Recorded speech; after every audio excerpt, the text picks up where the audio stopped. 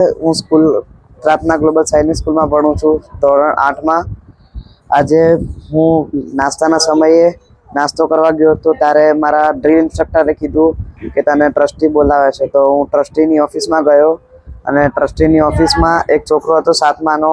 તો એ કહેતો હતો કે મેં એને પેપર આપ્યું સંસ્કૃત અને ઇંગ્લિશનું, જે કે મેં નહોતું આપ્યું એને। પછી મેં સરને કીધું કે તમે સીસીટીવી ચેક કરો, તો એ કહે છે કે તે મને ખરીદી નથી રાખ્યો, તું કોઈ હોતો નથી મને કહેવા વાળો। અને પછી 20-25 લાફા માર્યા છે, દંડા માર્યા છે અને છોરી જોડે લાફા મરાવડાયા છે।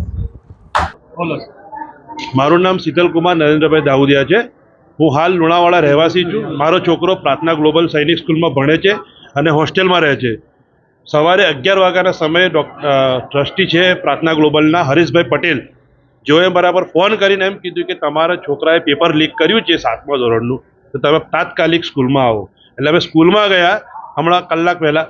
તો ત્યાં મારા છોકરાને નિર્દય બિલકુલ એમ જેમ આતંકવાદી પકડ્યો ATS વાળાએ, એવો મારા છોકરાને હરીશભાઈ પટેલ અને પ્રાર્થના ગ્લોબલ સૈનિક સ્કૂલના પ્રિન્સિપાલ ચંદ્રસેન પટેલે, એના બાદ બી એક છોકરી છે જે 7મા ધોરણમાં પડે વૈધવી, એને મારા છોકરાને 15 લાફા માર્યા છે।